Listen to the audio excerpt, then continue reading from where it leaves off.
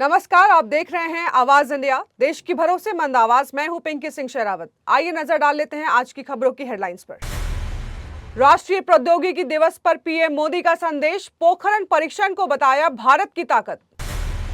शुभेंदु अधिकारी के पीए हत्याकांड में बड़ा खुलासा, बिहार और यूपी से 3 आरोपी पकड़े गए।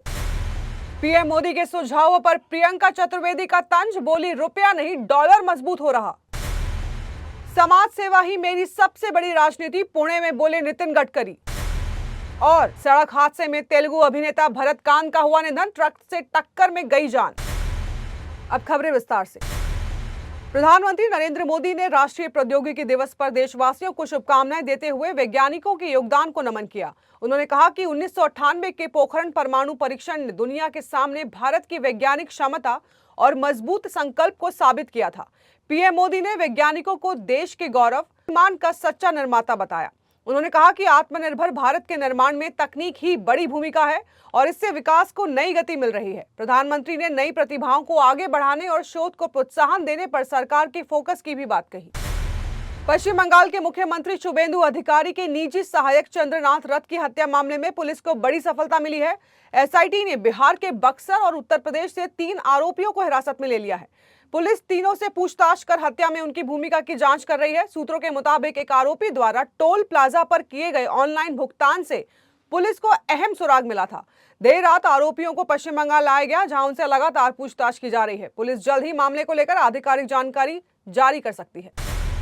प्रधानमंत्री नरेंद्र मोदी ने तेलंगाना से देशवासियों को संबोधित करते हुए पेट्रोल डीजल बचाने, विदेश यात्रा कम करने, सोना न खरीदने और घर से काम करने की सलाह दी है।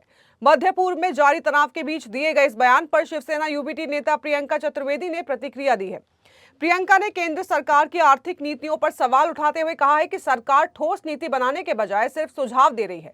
उन्होंने कहा कि रुपया गिर नहीं रहा बल्कि डॉलर मजबूत हो रहा है। प्रियंका चतुर्वेदी ने यह बात सोशल मीडिया पर शेयर की है।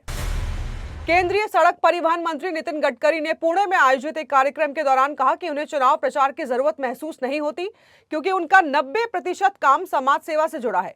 पूर्ण भूषण फाउंडेशन के समारोह में मुख्य अतिथि के रूप में पहुंचे गडकरी ने उद्योगपति अभय फिरोदिया को सम्मानित किया। उन्होंने कहा कि राजनीति के साथ साथ सामाजिक जिम्मेदारी निभाना बेहद जरूरी है। गडकरी ने अभय फिरोदिया को नैतिकता के साथ व्यापार करने वाला संवेदनशील उद्योगपति बताया। उन्होंने कहा कि ऑटोमोबाइल उद्योग युवाओं को रोजगार देने में अहम भूमिका निभा रहा है। साथ ही इलेक्ट्रिक वाहनों की बढ़ती मांग को देश के भविष्य के लिए सकारात्मक संकेत बताया। पहलवान विनेश फोगाट और पूर्व सांसद ब्रजभूषण शरण सिंह के बीच चल रहा विवाद एक बार फिर सोशल मीडिया पर चर्चा का विषय बन गया है। नंदिनी नगर में आयोजित सीनियर ओपन रैंकिंग कुश्ती प्रतियोगिता को लेकर शुरू हुआ मामला अब शेरो शायरी तक पहुंच गया है। विनेश फोगाट ने एक भावुक पोस्ट शेयर करते हुए लिखा कि जिंदगी ने उनका सिर हमेशा ऊंचा रखा है और उन्हें झुकाने की ताकत किसी तलवार में नहीं है। समर्थकों ने इसे उनके संघर्ष और आत्मसम्मान से जोड़कर देखा। इसके कुछ घंटों बाद ब्रजभूषण शरण सिंह ने भी एक शेयर करते हुए शोहरत को पल भर का तमाशा बताया। दोनों ने सीधे तौर पर एक दूसरे का नाम नहीं लिया, लेकिन सोशल मीडिया पर इसे दोनों के बीच सीधी जुबानी जंग माना जा रहा है। तेलुगु सिनेमा जगत से दुखद खबर सामने आई है, जहां अभिनेता भरत कांत का सड़क दुर्घटना में निधन हो गया। हादसे के समय उनके साथ प्रसिद्ध छायाकार जी साई त्रिलोक भी मौजूद थे और दोनों की मौके पर ही मौत हो गई। ये दुर्घटना हैदराबाद आउटर रिंग रोड पर आदिबतला थाना क्षेत्र के पास हुई। पुलिस के अनुसार भरत कांत की कार आगे चल रहे कंटेनर ट्रक से टकरा गई, जिससे कार पूरी तरह क्षतिग्रस्त हो गई। हादसे के बाद पुलिस ने मामला दर्ज कर शवों को पोस्टमार्टम के लिए भेज दिया है। फिलहाल पुलिस पूरे मामले की जांच में जुट गई है। मोहनलाल की much awaited Malayalam crime thriller Drishyam 3 ने रिलीज से पहले ही शानदार प्रदर्शन शुरू कर दिया है। जीतू जोसेफ निर्देशित इस फिल्म की एडवांस बुकिंग को दर्शकों का जबरदस्त रिस्पांस मिल रहा है। रिपोर्ट्स के मुताबिक केरल में पहले दिन की प्री सेल 1 करोड़ रुपए से ज्यादा पहुंच गई है। वहीं दुनिया भर में फिल्म ने एडवांस बुकिंग से 4 करोड़ रुपए से अधिक की कमाई कर ली है। खास बात यह है कि फिल्म की पूरी टिकट बिक्री अभी शुरू भी नहीं हुई है। शुरुआती आंकड़ों को देखते हुए माना जा रहा है कि दृश्यम 3 रिलीज के बाद बॉक्स ऑफिस पर बड़ा रिकॉर्ड बना सकती है। रॉयल चैलेंजर्स बेंगलुरु के तेज गेंदबाज भुवनेश्वर कुमार ने मुंबई इंडियंस के खिलाफ शानदार गेंदबाजी करते हुए नया रिकॉर्ड बना दिया।